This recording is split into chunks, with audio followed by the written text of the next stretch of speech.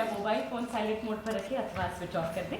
सभी से गुजारिश कि कृपया मोबाइल फ़ोन साइलेंट मोड पर रखें अथवा स्विच ऑफ कर दें। आइए लुत्फ़ उठाते हैं स्वतंत्र थिएटर की इस शानदार नन्हे कलाकारों की पेशकश का। अक्ल बढ़िया भैंस। निर्देशक अभिजीत चौधरी, निर्माता श्री युवराज शाह, रचनात्मक निर्देशक मैं स्वयं धनश्री हिबी।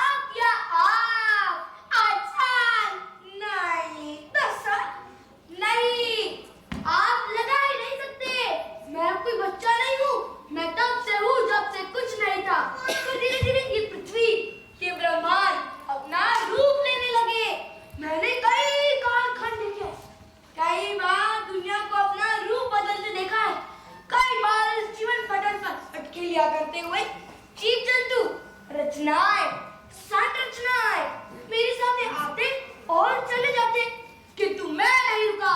सदैव आगे बढ़ता रहा, सदैव जवान रहा। क्या अब आपने मुझे पहचाना? नहीं, सच बता दूं मैं हूँ समय। वही समय जिसकी कमी आप सभी को रहती है, वही समय जो एक बार चला गया तो वापस कभी लौट कर नहीं आता। जो समय का सही उपयोग करता है वो अपने जीवन में प्रगति हासिल करता है। इस रंगमंच, इस जीवन नाटक में मैं कभी खेलता हूँ तो कभी दर्शक बन के सिर्फ निहारता हूँ। यवनिका उठती है और गिर जाती है, पर्दे आते हैं और बदल जाते हैं, किंतु पर्दे का प्रत्येक परिवर्तन इस जीवन प्रवाह में एक बूंद डाल जाता है। वो बूंद जो हमारे लिए कुछ नहीं, किंतु उसके बिना प्रवाह गति असंभव है। तो मैं बस चलता रहता हूँ, किधर किधर भटक कर आज अनुभव प्राप्त करके आज मैं यहाँ तक पहुँचा हूँ। आज मुझे कुछ ही क्षण मिले हैं आज आपके साथ ही नाटक खेलने के लिए, फिर मैं चला कोई दूसरा नाटक खेलने कोई दूसरे स्थान पर। क्या तुमने मुझे पुकारा? नहीं तो मैंने तुम्हें नहीं पुकारा, अभी तो तुमने मेरा नाम लिया। स्थान? ओह, तो तुम हो स्थान। अब बताओ स्थान, तुम्हारे इतने अलग अलग रूप हैं, पर हम सब तुम्हें पहचाने तो कैसे? हाँ, ये बात तो तुमने बिल्कुल ठीक कही। नमस्कार आप सभी को, मैं हूँ स्थान। ये रंगमंच, ये शहर, ये देश, ये दुनिया, ये कालखंड, या पीछे छूट गए असंख्य कालखंड। मैं नित्य नए रूप धारण करता हूँ।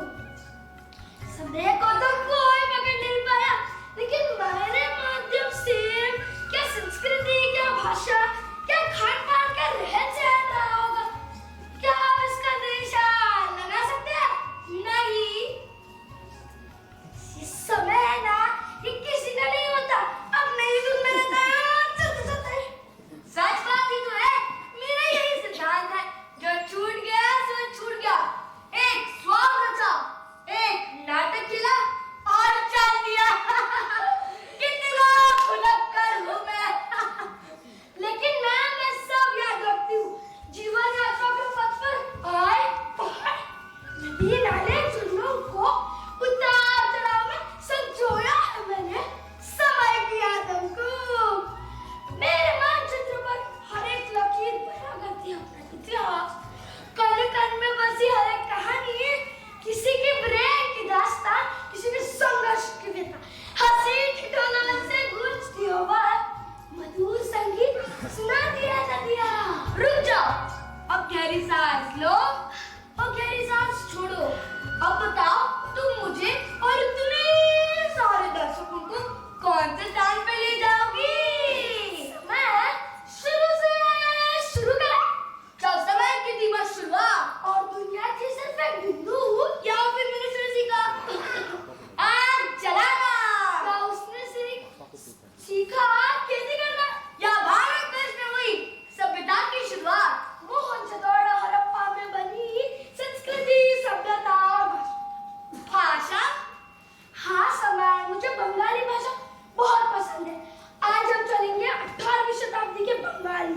जो राजा कृष्णचंद्र का राज्य भी था। क्या आप सोच सकते हैं एक भाषा संस्कृति को अपने विकास में आने में कितना समय लगा होगा? बंगाली भाषा को अपने प्रारूप में आने में कितना समय लगा होगा? समय अनेकों स्थान से लोग आकर नोतिया में बसते गए और बस गई एक नई संस्कृति और एक नया स्थान, और वे सब अपने साथ अपने अपनी बोलियों के शब्द जिनसे मिलजुल कर जन्म भी बंगाल की संस्कृति, बंगाल की सभ्यता, प्राकृत और अपभ्रंश भाषा से बंगाली भाषा की शुरुआत हुई। कई द्रविड़ भाषाओं में बंगाली भाषा का समावेश हुआ। संस्कृत के मूल रूप में बंगाली भाषा की शुरुआत हुई। स्थान तय हुआ नोदिया। आज हम चलेंगे राजा कृष्णचंद्र के राज्य, और समय तय हुआ 18वीं शताब्दी। हाँ, आज हम चलेंगे बंगाल के प्राचीन राज्य में, जहाँ एक समय राजा कृष्णचंद्र का राज्य भी था। राजा कृष्णचंद्र को श्रेय दिया जाता था अपने राज्य के कलाओं के विस्तार में सहयोग देने के लिए, और उनके दरबार में था एक विदूषक गोपाल भाट, जिसके किस्से 30 भर में मशहूर थे। पर ज्यादा किस्से किसके मशहूर थे? तेनालीराम, बीरबल, सबसे अच्छा है कौन? तो चलिए चलकर देखते हैं सबसे अच्छा है कौन। चले सब, चलो साथ।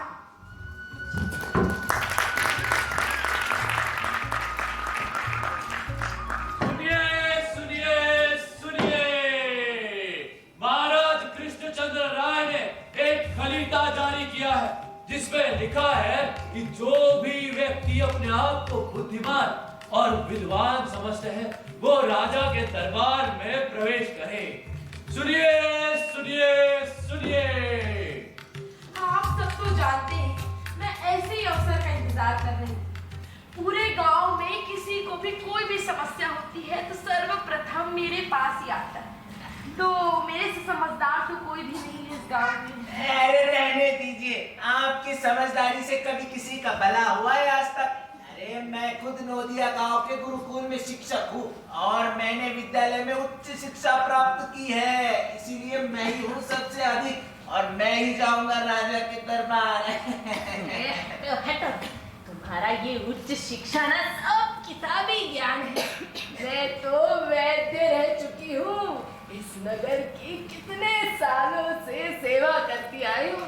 सबसे समझदार तो मैं ही हूँ। अरे आप सब चुप कीजिए, मुझे नहीं लगता आप सब में से किसी में भी इतना दिमाग है कि जो महाराज के सामने दरबार में जा सके। इस पूरे नगर में, इस पूरे के पूरे नगर में सबसे ज्यादा बुद्धिमान व्यक्ति गोपाल ही है। मैं तुम्हारी बात से सहमत हूँ। मेरी भी दृष्टि में गोपाल ही नोदिया गांव का सबसे ज्ञानी और चतुर व्यक्ति है। उसे ही राजा के दरबार में पेश करना चाहिए। हाँ बिल्कुल। अरे उसकी बेचारी माँ सारे काम अकेले ही करती रहती है। अगर हमारे गोपाल को राज दरबार में काम मिला तो कितना अच्छा होगा। तो फिर तेरा इस नगर से गोपाल भाग ही जाएगा। वो देखिए, वो रहा गोपाल। अरे गोपाल, अरे गोपाल बेटा, गोपाल बेटा।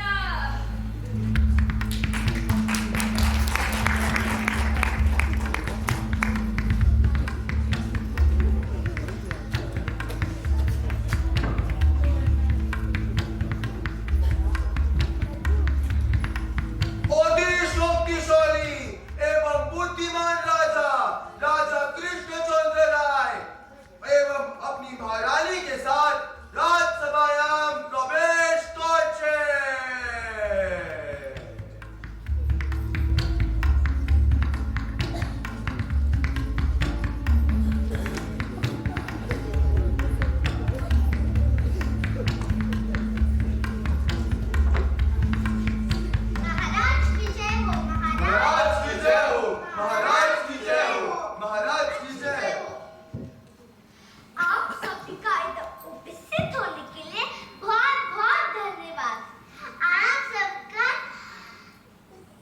स्वागत महारानी, स्वागत स्वागत। आप सबका इधर स्वागत है।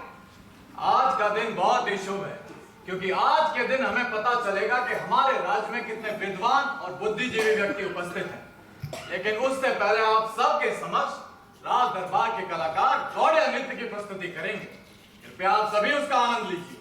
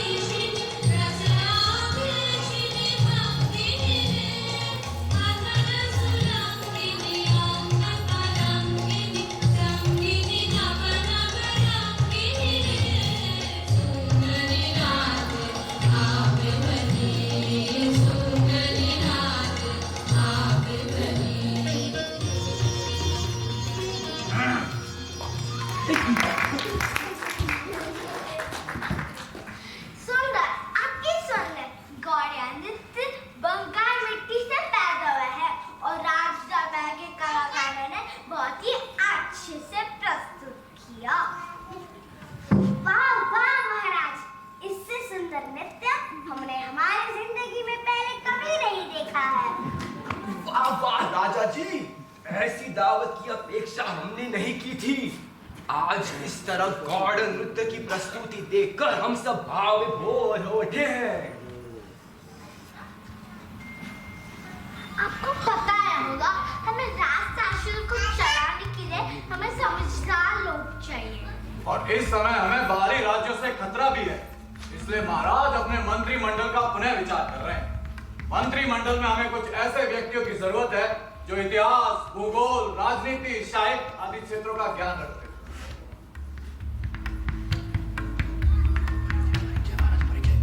महाराज, आप ऐसे व्यक्ति की परख की ऐसी व्यक्ति की परख करने के लिए मैं आपको 2 प्रश्न पूछूंगा और एक महारानी जो इन 3 प्रश्नों का सही उत्तर देगा, फिर मैं उन्हें मेरे नवरत्नों में शामिल करूंगा। और उस विद्वान को महाराज की तरफ से हर माह 500 सोने की मोहरें, राज दरबार का मान सम्मान और पालकी की सुविधा भी दी जाएगी। महारानी, आप कह रही थी मगर उससे पहले आप सब अपना परिचय दीजिए। सबसे पहले परिचय देंगे देवाशीष। महारानी, मेरा नाम देवाशीष है। मैं राजघाट से गांव से आया हूँ। धरती के गुण को समझने का गुण मुझ में है। कौन सी जमीन पर कौन सा बीज डाला जाए, उससे कैसी फसल पाई जाए, कौन सी जमीन पर 10 मंजिला इमारत खड़ी की जाए, किस जमीन के पत्थर से मूर्तियां बनाई जाए, कौन सी जमीन पर खनिज पदार्थ मिल सकते हैं, कौन सी जमीन पर जल का स्रोत है, इन सब का ज्ञान मुझ में है। महाराज, अगर मैं आपके मंत्रिमंडल में शामिल हो जाता हूँ तो फिर मैं काफी काबिल सिद्ध हो सकता हूँ। हाँ।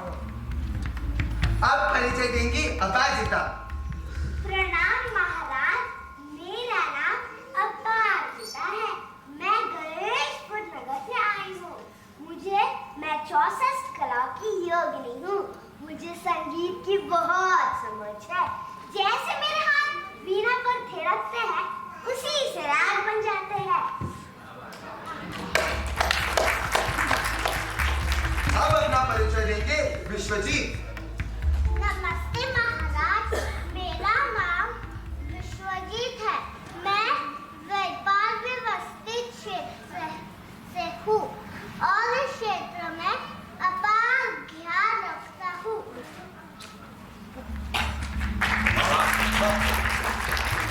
अब परिचय लेंगे हमारे गोपाल। महाराज, मुझे आपका और मेरा समय व्यर्थ करने में कोई दिलचस्पी नहीं है और इसलिए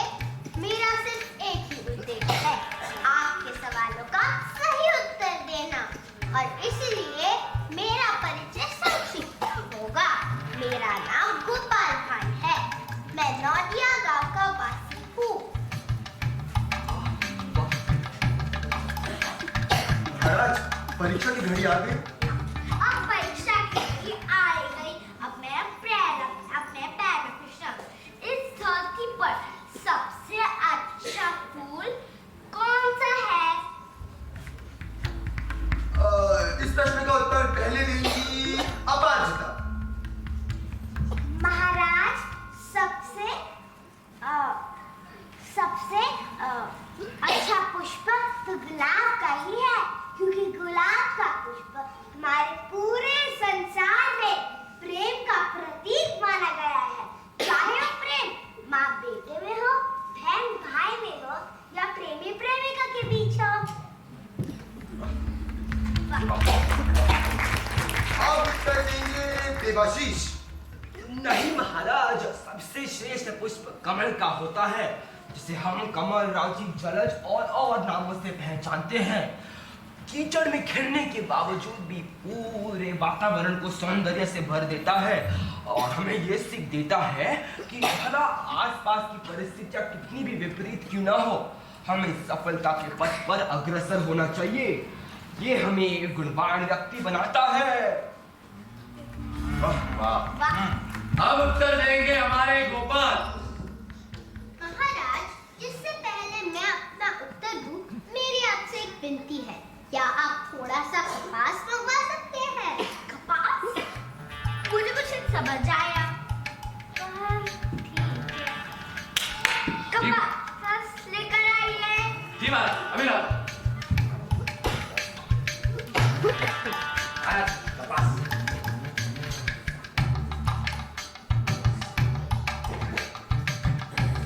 महाराज, जैसे कि आपको पता है, कपास के फूल से उत्पन्न होता है और इसी कपास से हमारे वस्त्र बनाए जाते हैं और इसीलिए सबसे श्रेष्ठ फूल कपास का ही है। यह कपड़े हमें गर्मी में धूप से बचाते हैं, सर्दी में हमारे शरीर को गर्माहट देते हैं। विभिन्न प्रकार के वस्त्र हमें सुंदरता प्रदान करते हैं और हमारी संस्कृति दर्शाते हैं और इसलिए सबसे श्रेष्ठ फूल तो कपास का ही है। वाह गोपाल वाह, तुम आपके ये उत्तर से बहुत खुश हुए।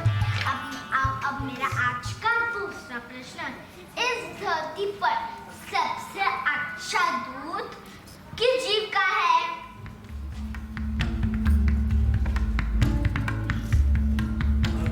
अब उत्तर देंगे हमारे देवाशीष। नहीं, उससे पहले विश्वजीत उत्तर देंगे। मंत्री जी हमेशा परेशान। बोलिए विश्वजीत। तो गाय का ही सर्वश्रेष्ठ है, क्योंकि गाय का पौष्टिक दुग्ध ही हमारे बच्चों और बुजुर्गों को सदियों से पोषण दे रहा है। इसी कारणवश दुग्ध तो गाय का ही सर्वोपरि है। वाह। अब उत्तर देंगे देवाशीष। परंतु महाराज, वैज्ञानिक शोध से ज्ञात हुआ है कि बकरी के दूध में प्रोटीन की मात्रा गाय के दूध से कई गुना अधिक है, जो शरीर के विकास के लिए काफी महत्वपूर्ण होता है। इसी कारण मुझे लगता है कि आज यानी बकरी का दूध सबसे श्रेष्ठ होता है। अब उत्तर देंगे गोपाल। महाराज, सबसे अच्छा दूध तो उस जीव का होता है जो हमें जन्म देती है, यानी कि हमारी माँ का पहला दूध हमें रोगों से लड़ने में मदद करता है और हमें माँ से आत्मीयता का रिश्ता जोड़ देता है। अगर हमारी माँ हमें उसका पहला दूध नहीं देती तो हम सब में से कोई भी जीवित नहीं रह पाता। तो इसलिए सबसे श्रेष्ठ दूध तो माँ का पहला दूध ही है। महारानी, अब आपका तीसरा और आखिरी प्रश्न। मेरा तीसरा और आखिरी प्रश्न, इस दुनिया में सबसे मीठी चीज कौन सी है? अब उत्तर देंगी अपारजिता। महारानी जी, मेरी सोच में शहद ही सबसे मीठा पदार्थ है। मीठा होने के साथ साथ इसके मानव शरीर के प्रति काफी फायदे भी हैं। अब उत्तर देंगे देवाशीष। महारानी, मिठास तो उसी पदार्थ की सबसे उत्तम होती है जो हर मिष्टान का प्रथम स्रोत है, यानी कि गन्ना। बंगाल के स्वादिष्ट रसगुल्ला से लेकर आगरा के पेठे तक, मथुरा के पेड़े से लेकर महाराष्ट्र के मोदक तक, इन सब में पाई जाती है, क्योंकि इन सब में मिठास लाने के लिए चीनी का प्रयोग होता है, जो खुद ही गन्ने का उत्पाद होता है। वाह वाह वाह। अब उत्तर देंगे गोपाल। महाराज, जैसे कि मैंने आपको कहा था, मैं आपको निराश नहीं करूंगा, पर इससे पहले महारानी, क्या आप मेरे एक प्रश्न का उत्तर दे सकते हैं? हमारे पूरे शरीर में ऐसा कौन सा अंग है जो हमें खटास, मिठास, नमकीन, मसालेदार इन सब स्वादों को अनुभव करने देता है? इसका उत्तर तो बहुत सरल है, हमारी जीभ। सही उत्तर महारानी। और इसीलिए सबसे अच्छी मिठास होती है जीभा की मिठास, क्योंकि वो हमारे कड़वी से कड़वी बातें करने वाले शत्रु को भी मित्र बना सकती है। सबसे अच्छी मिठास तो उस आदमी की होती है जो हमारे कड़वे वचन को मधुमय बना दे, और इसलिए सबसे अच्छी मिठास होती है जीभा की मिठास। वाह वाह वाह वाह।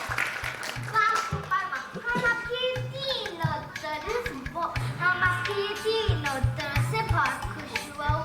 तुम्हारी चतुराई और ज्ञान ने मुझे निर्णय लेना आसान कर दिया है, और मेरा अंतिम फैसला है ये कि गोपाल ही मेरा प्रथम सलाहकार बनेगा। वाह वाह।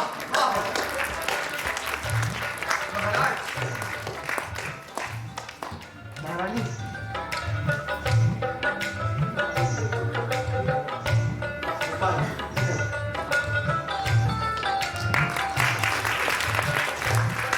राजा कृष्णचंद्र राय की जय।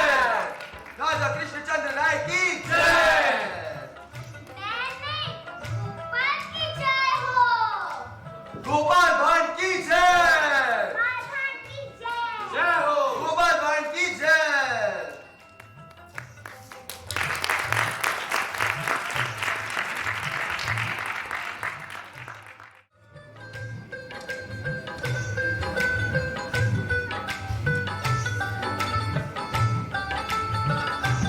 तो समय तुमने देख लिया कैसे गोपाल भांड राजा कृष्णचंद्र राय के नवरत्न में शामिल हुआ। हास हास दान वो है इतने चतुर। उन्होंने महाराज और महारानी के कठिन प्रश्नों का उत्तर बड़ी सरलता से दे दिया। कितने चतुर है गोपाल भांड। इसीलिए तो राजा ने उनको अपने नवरत्न में शामिल किया है। कितना होशियार है वो। सच बात है, सच बात है।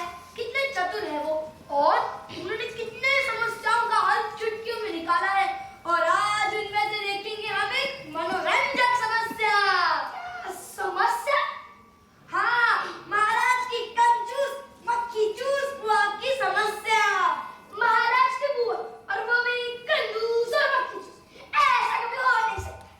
चलो साहब, तुम्हें यकीन नहीं होता तो मैं तुम्हें दिखाई देता हूँ महाराज की कंजूस मक्खी चूस बुआ की कहानी, जो एक मोहरा भी नहीं देती। तो चले चलो।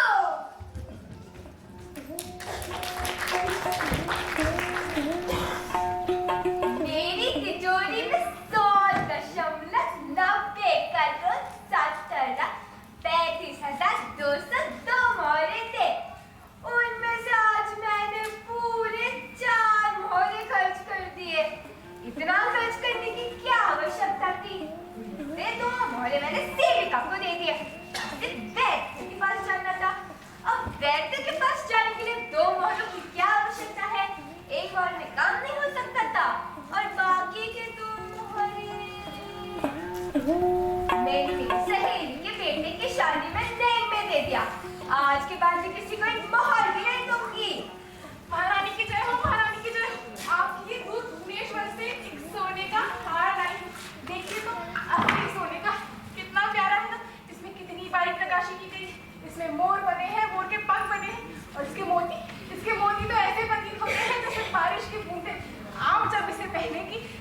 सौंदर्य और भी बढ़ जाएगा। आप ना के भीषण चुंडोलाट पे मेरी जैसी ईमानदार कलाकार की कला का सम्मान कीजिए महारानी, एक योग्य दाम देकर। ये हार तो बहुत सुंदर है। तुम्हारी कला को सम्मानित करने के लिए मैं तुम्हें इस हार के पूरे 50 मोहरे दूंगी। 50 मोहरे? लेकिन महारानी मैंने ये हार बनाने में पूरे 5 साल लगा दिए। ना रात में सोई हूँ ना किसी भी सवाल चीज के बारे में सोचा है। ऐसा तो मत कीजिए महारानी। 50 मोहरे में देना है तो नहीं तो चल के बनो। महारानी लेकिन इस हार का दाम तो 1000 मोहरे, 50 मोहरे तो बहुत कम है। कुछ तो इज्जत कीजिए महारानी। मैं तुम्हें 50 में से एक मोहर भी अधिक नहीं दूंगी। मेरे तिजोरी में जितने भी मोहरे हैं वो मेरे बुलबुली इतनी मेहनत करके लाए हैं। वो थोड़ी ना आसमान में रखते हैं कि मैं सबको बांटती फिरूं। महारानी ठीक है, आपको जो दाम योग्य लगे आप वही दीजिए। लाती हूँ।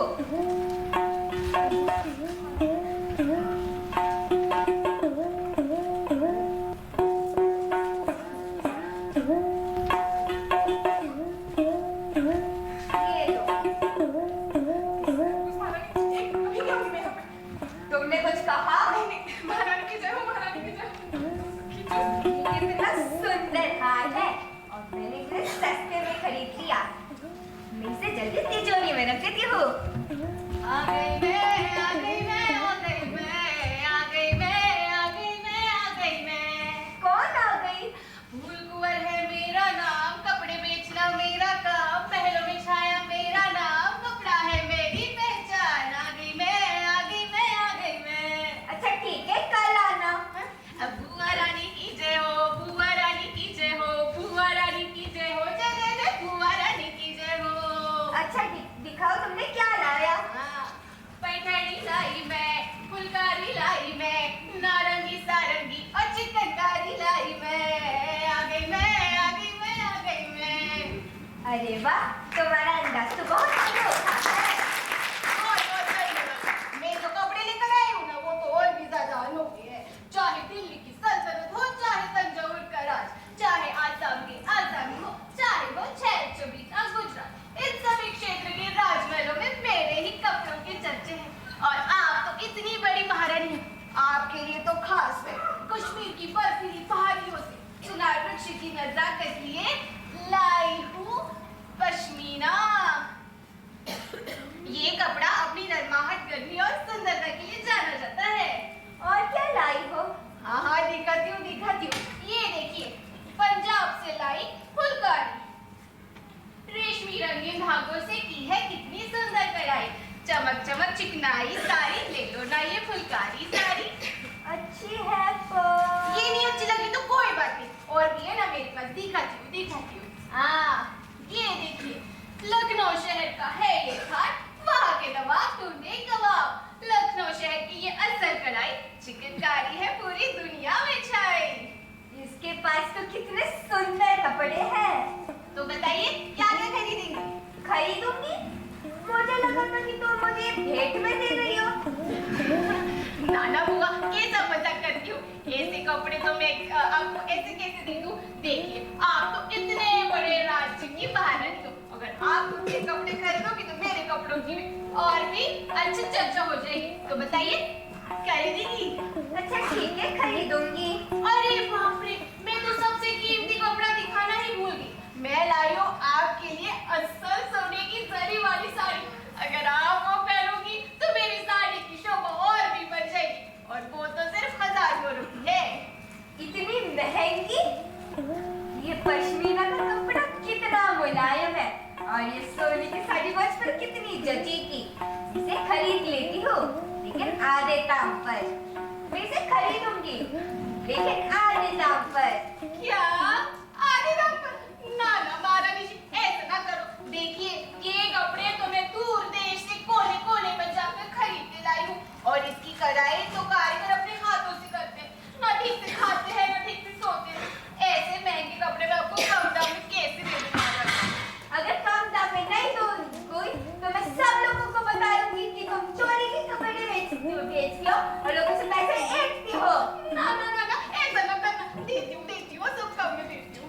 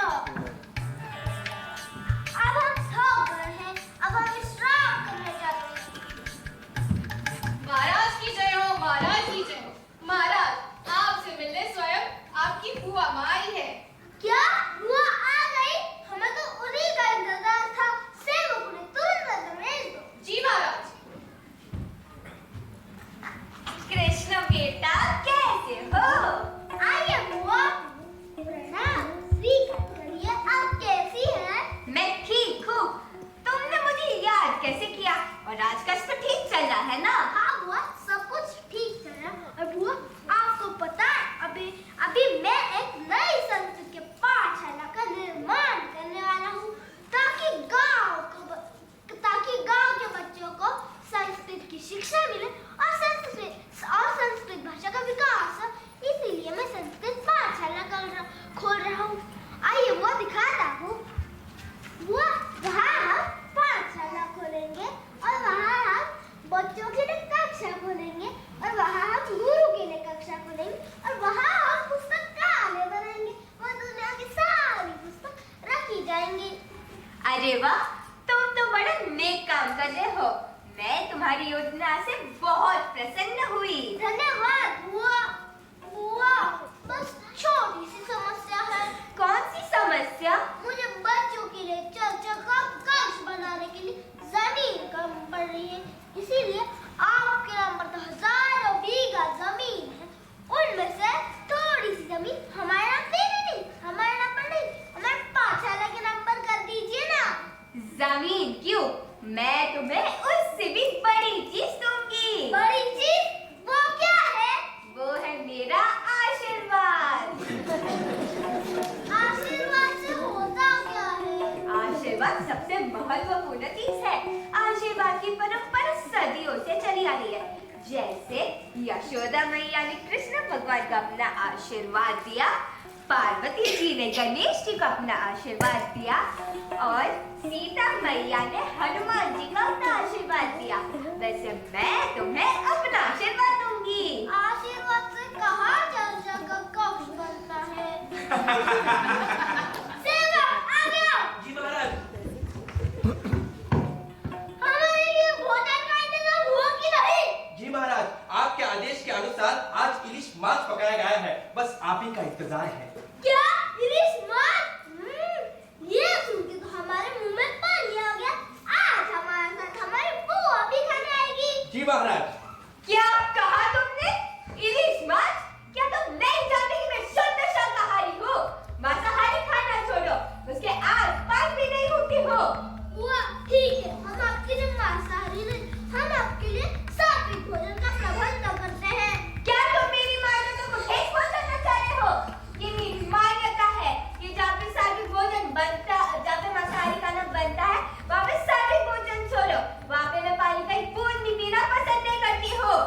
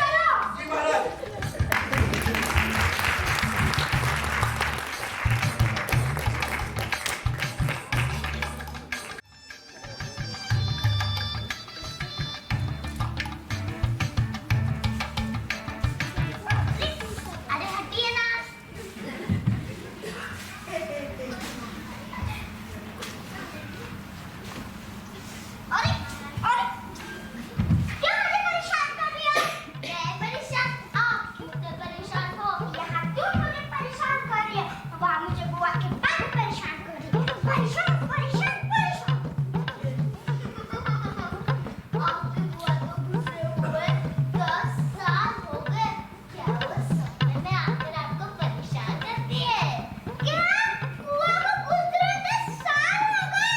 ए भगवान! नहीं, वो बुआ नहीं, वो हमारी राज्य की महाराज की बुआ। अच्छा वो बुआ, सुंदरी बुआ। क्या किया? उन्होंने कुछ भी नहीं किया।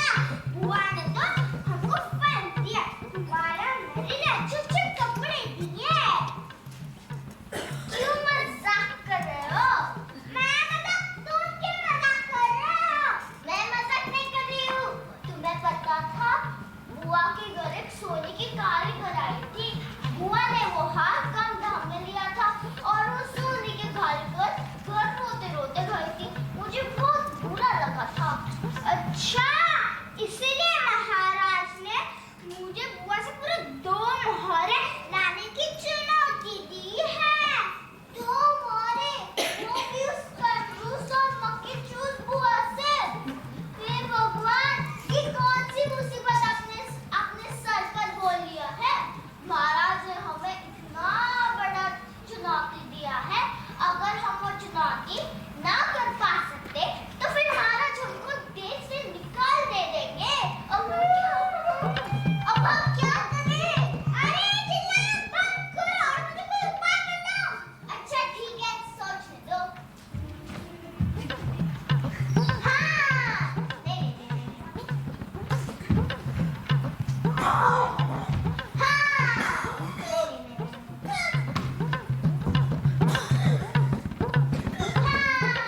क्या तुम्हारे पास सच में कोई उपाय है क्या नहीं? जी सुनो तो, अगर हम ऐसे करेंगे तो ऐसा होगा, वैसे करेंगे तो ऐसा होगा, तो फिर हम ऐसा कर लेते हैं। फिर हम वैसा को ऐसा और ऐसा को वैसा, फिर हम ऐसा करते तो लेकिन ये क्या संभव है? हाँ संभव है। असंभव को जो कर देता है संभव, जिसकी चतुराई से पूरी दुनिया हो जाती है दंग। जरूरत पड़े आसमान से तोड़ कर ला सकता है वो चार। वो है कृष्णचंद्र राय, ये दरबार का गोपाल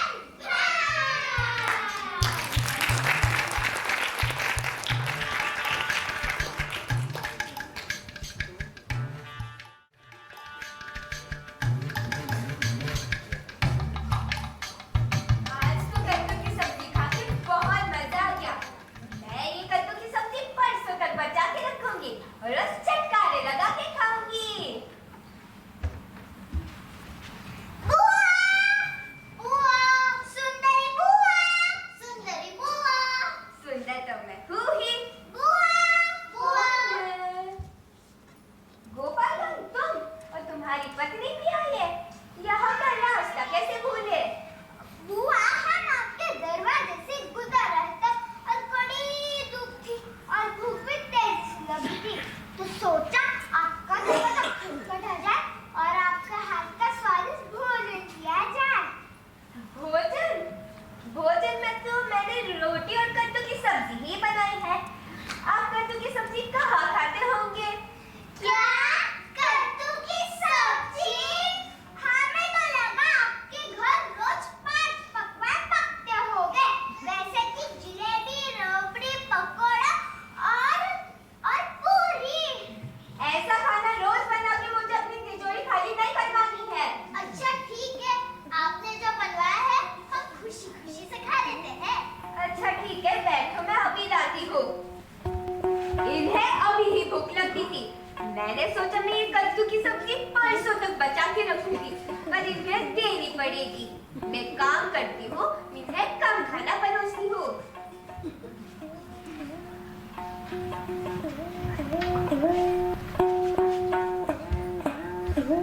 ये लो।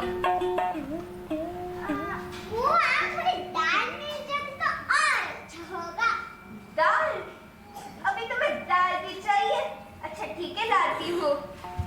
अभी इन्हें दाल भी चाहिए। मैं काम करती हूँ, दाल में पानी मिला देती हूँ। ये सही समय है।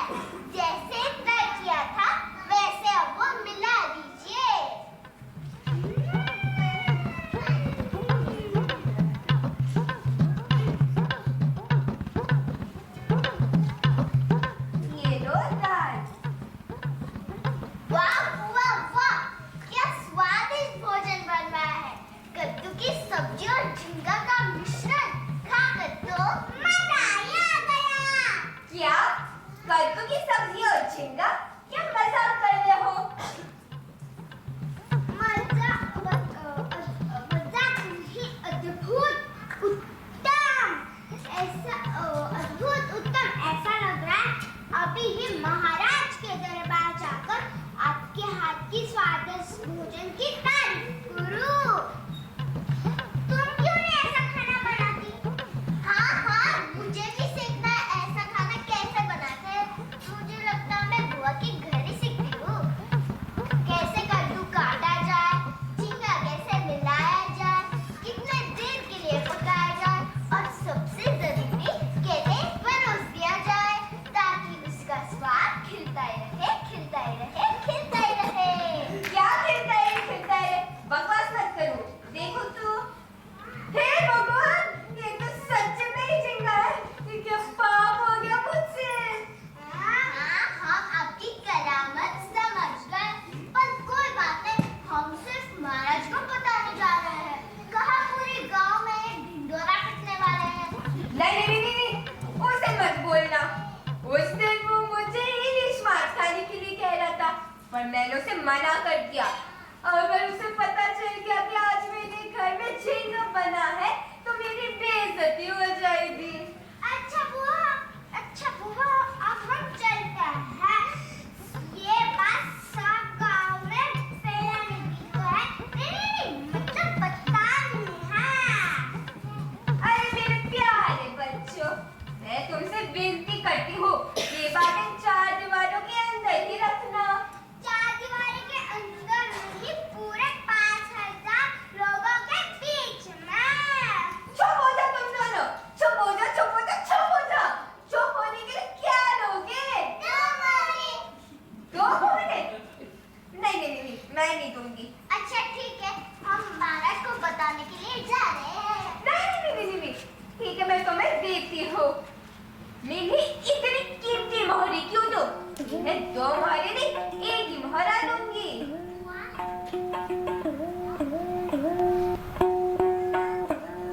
ये लो तुम्हारा 1 मोहरा। अच्छा, एक मोहरा लिए मैं तो जरूर जाकर बताऊंगी। नहीं, तुम भी रख लो 1 मोहरा। बुआ, आपके साथ एक विनती है। अब क्या है? हमारे पास 2 मोहरे रखने के लिए जगह नहीं है, तो फिर आपका बटुआ भी मिल जाता तो। बटुआ? ठीक है, मेरा बटुआ भी ले लो और मेरा जान भी ले लो। अच्छा बुआ, अब हम चलते हैं।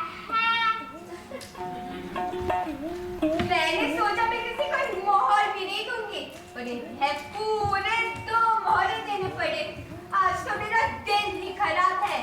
और जरूर वो सब्जी वाले ने कद्दू की सब्जी में झींगा डाला होगा। मैंने उसकी सब्जी सस्ते में खरीदी थी, इसलिए उसने जरूर कि ऐसा किया होगा मेरे साथ। मैं वो सब्जी वाले को छोड़ूंगी नहीं।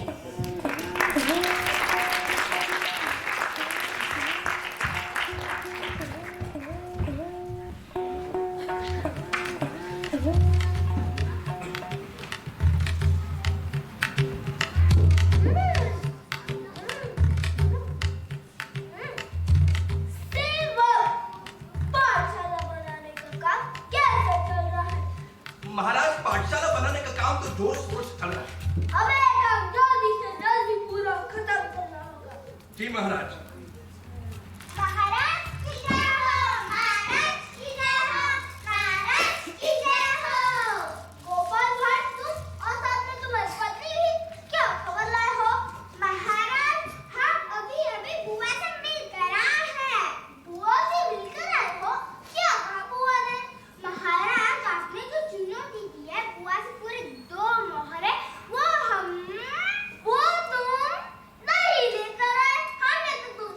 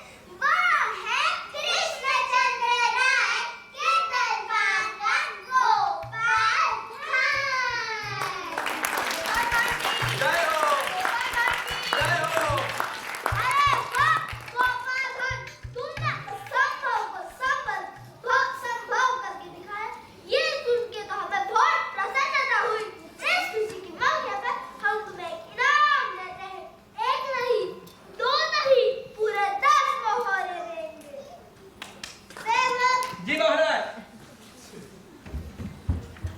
ये लो गोपाल भाई तुम्हारे इनाम। महाराज की जय हो। महाराज की जय हो। महाराज की जय हो।